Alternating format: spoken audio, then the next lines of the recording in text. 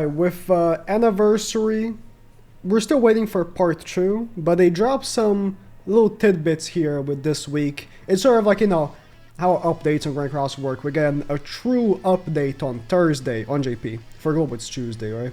And then in between real updates, we have like a week where we get a dead week. And that's essentially here, but because Anniversary actually dropped something. So there are these fights. I tend to stay away from making video on content like this because it's usually not very interesting, not too difficult, right?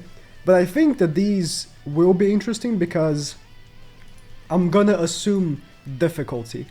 This last fight here against the Demon King in story did have quite a bit of people asking, you know, why is it so hard? So I'm gonna go through and try to do the missions. As I recall from these events, there are like team-specific missions. Yeah. Defeat the enemy using at least one human skill. And then, yeah, we go through the story. And this will be every single Escanor fight, which is cool, right? Every single Escanor fight. And obviously in Grand Cross. We're gonna also get to see sort of like the evolution of the story. Because, like, it... classic. Like, a chapter like this looks good. Right, don't get me wrong. But you compare it to, like, a more newer story chapter. The newer story chapters look way better. Way, way better. Yeah, this scene's crazy. Gotta love Escanor one-shotting. I mean, he didn't actually, you know, one-shot him because he survives, but Galland right after, you know, pretty much everyone was like getting a run for his money. Getting a run for their money. Like Meliodas was getting pushed around. Bond, everyone in Escanor just boom. One-shots. What are these in the back here? Also forgot that Merlin's Relic actually does work in PvE, so might as well. Cards, whatever. Again, I think that these initial fights won't be too hard, but I still won't go through because it's Escanor, you know, it's every single Escanor fight. Quite the good choice of a event to drop in between, like anniversary parts here. Considering sort of like the theme of the anniversary is the end of Seven Deadly Sins, with the final chapter dropping, and then obviously us getting peak Escanor. Yeah, if you guys get what I mean, like this like fake camera shake effect they put in here, like that looks way worse than newer story chapters. Like this is back in what, 2019 when they made the story chapter. You can tell the difference between like this chapter and like the most recent or some of the most recent chapters. Like I know how to make this camera effect on Premiere. It's not very hard.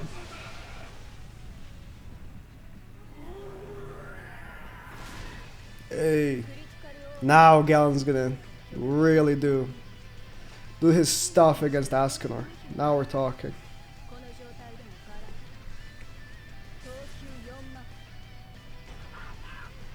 Scary.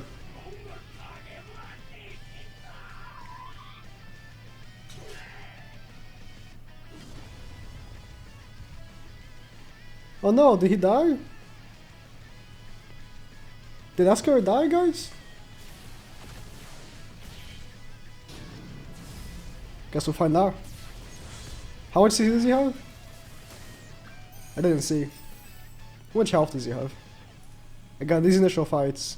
He has 350. Yeah, he's dead.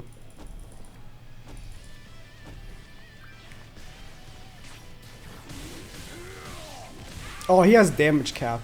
Boo. Okay. Okay. Every enemy has to have damage cap. See, okay.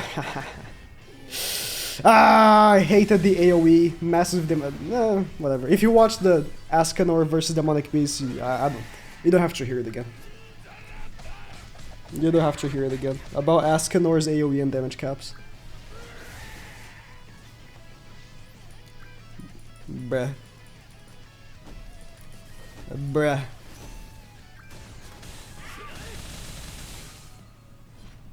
Okay.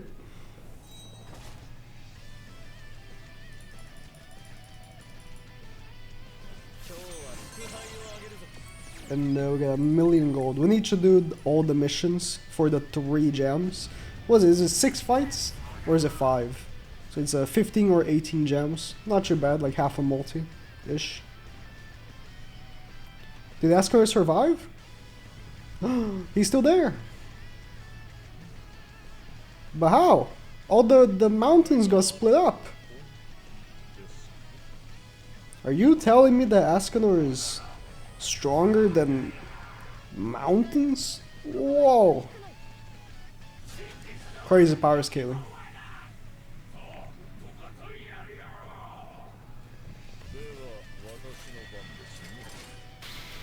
When he did this, I actually thought he grew in size.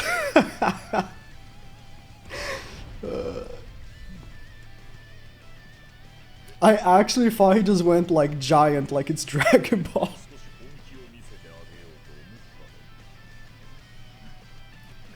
But obviously, you know, that's just in Galen's mind. That's what he felt, that ESCANOR was so immensely more powerful that he just couldn't even stay true to his own commandment. Such a good... Listen, every scene of ESCANOR is just the best. There's a reason why he's the best character, you know. It is what it is. It is crazy how a most powerful character archetype can be so good in so many anime. You know what I mean? Like, so many stories use the same archetype as ESCANOR. And, you know, obviously ESCANOR takes part in the same archetype, which is, like, the strongest, quote-unquote. ESCANOR versus Turosa. Not the whole fight, okay, just the scene post, you know, them leaving the top of the, I guess, capital, or the palace. But yeah, like, you know, everyone loves Gojo. I don't know why I said it like that, but... And he's like the same archetype as ESCANOR, you know? He's just the strongest. Everyone loves, like, Hashirama. It is very overused, but it still... It just works. It just works. Alright, who can I put in here? It doesn't matter, probably, so I'm just gonna put King. Yeah, sure. I'm not even gonna change his gear. Yeah, this scene. Yeah.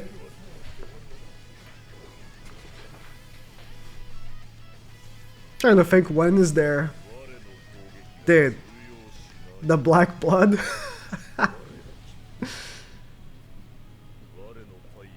What anime has a most powerful character that's like lame? I can't think of anything right now.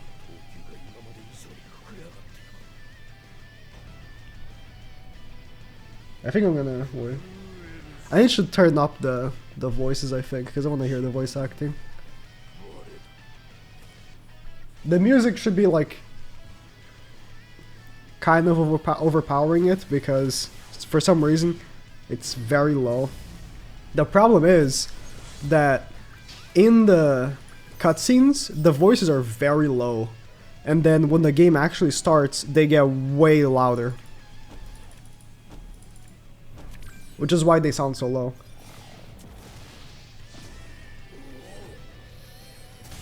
Like, I think this volume for the voice in game is fine. You know what I mean? And he should stop using his AoE.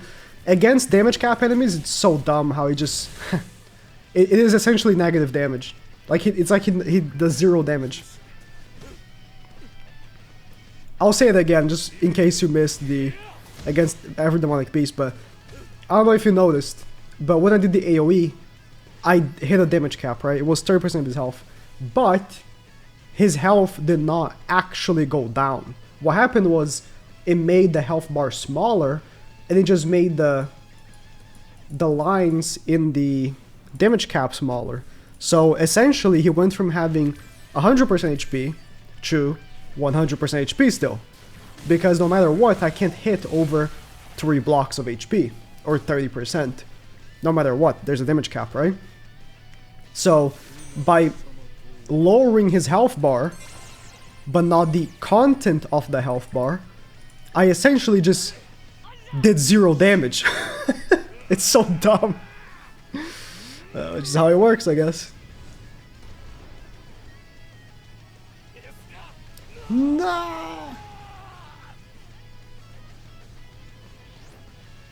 Imagine if Mayo actually died here. You know what I mean? Like, what would happen? The story could have been a lot different.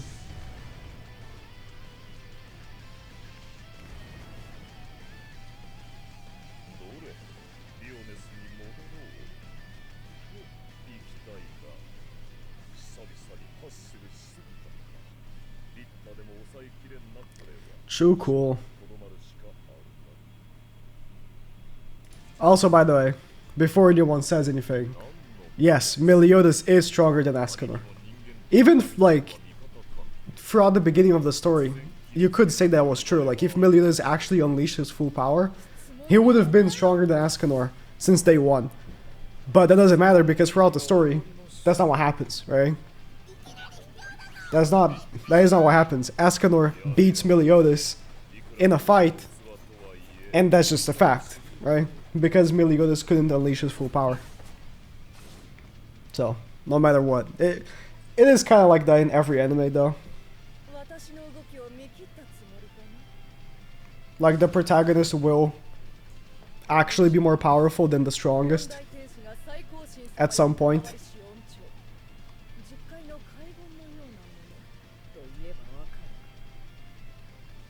It didn't have the... Did it have?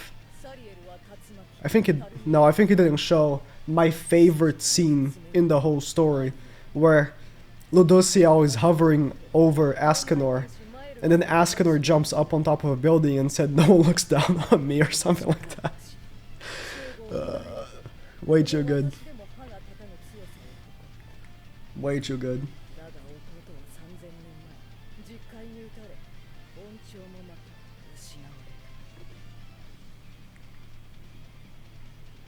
Okay. Can I bring back Meliodas? I think I will. I think I will, because that AoE problem that Escanor has against damage caps is kind of annoying. Let me tell you. I don't know if they didn't account for it, or if it is on purpose. It is annoying regardless.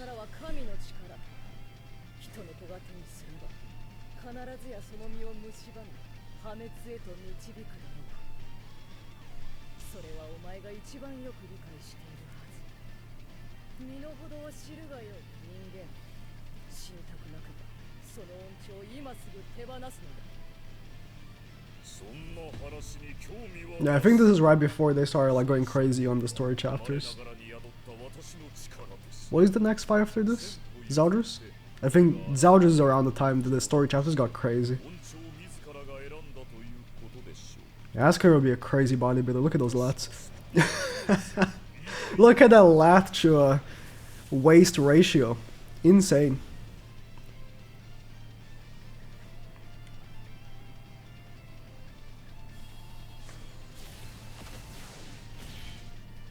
Not the one ultimate. The one ultimate would be an open category.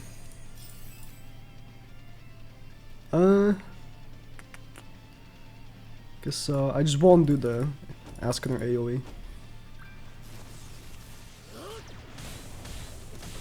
Yeah, if I do this, it's a 1 turns, right? Because it does drop it under 30 here.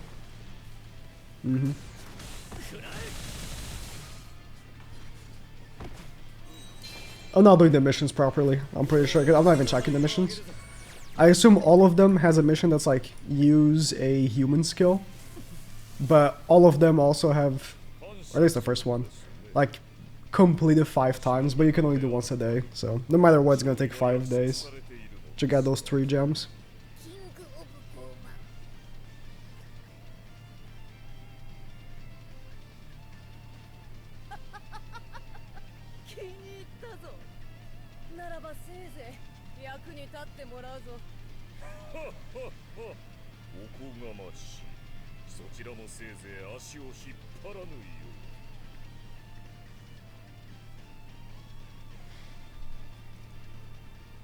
Cool.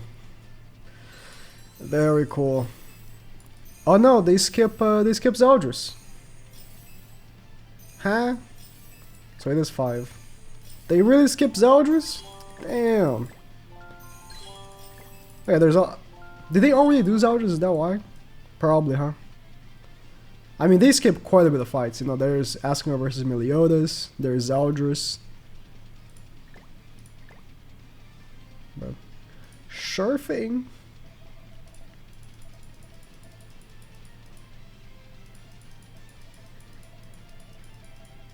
This dude, even when Escanor is not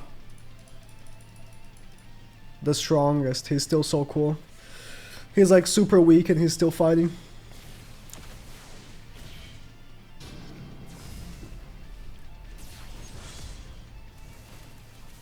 Okay, I'll do his single target first to lower the defenses. Yeah.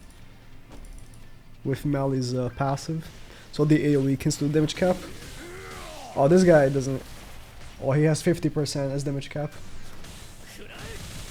I'm pretty sure Escanor would have one shot if not for the 50% there. So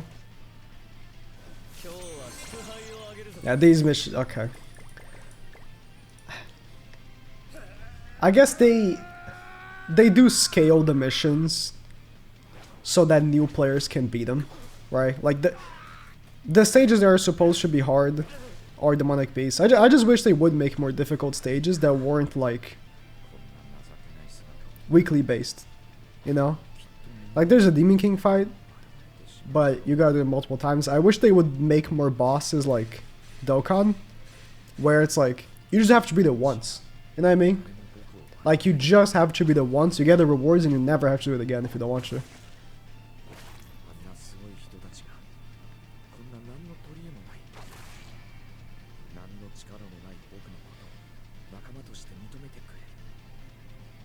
Like the reverse stages.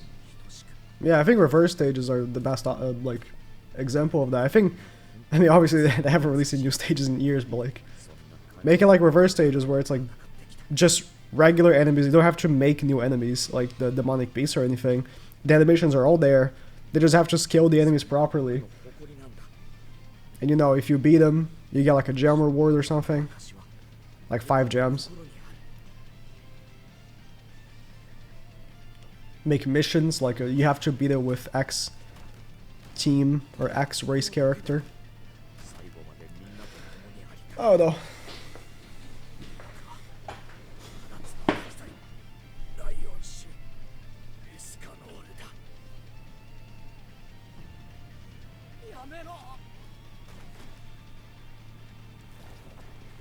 Chomp.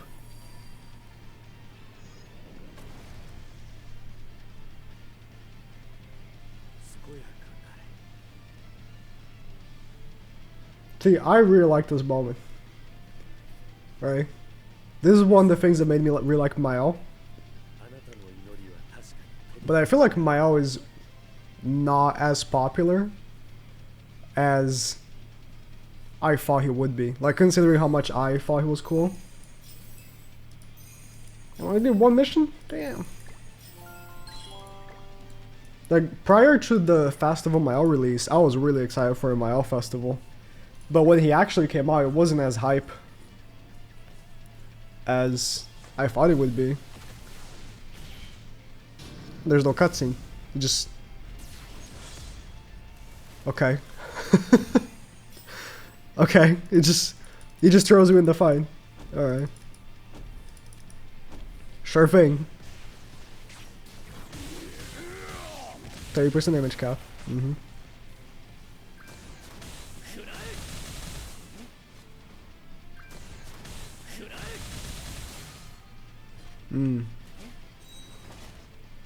Oh, that took a lot of strategy. On my part, I think.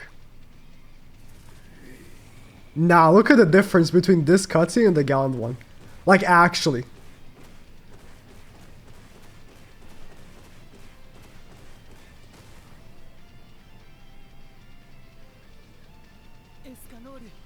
Look at the shading on the characters in comparison to that Gallant.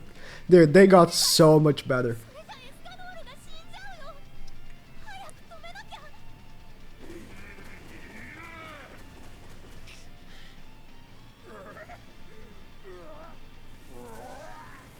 I feel like improving 3D animations for the characters, you know, the actual units, is quite, you know, difficult because,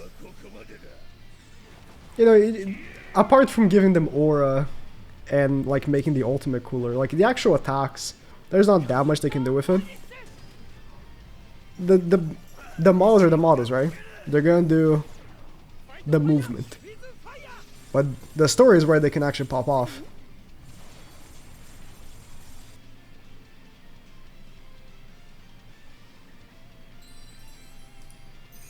Damn, I thought there was gonna be more moments, more difficulty as well. Well, if you just started the game today, you can hop on because they're not very hard. Just pull on the banner, right? Get Escanor, level him up with all the resources they give you for free, especially for a new player, and then you can just one-shot all the stages. I mean, I guess that's what they wanted you to do. Any case.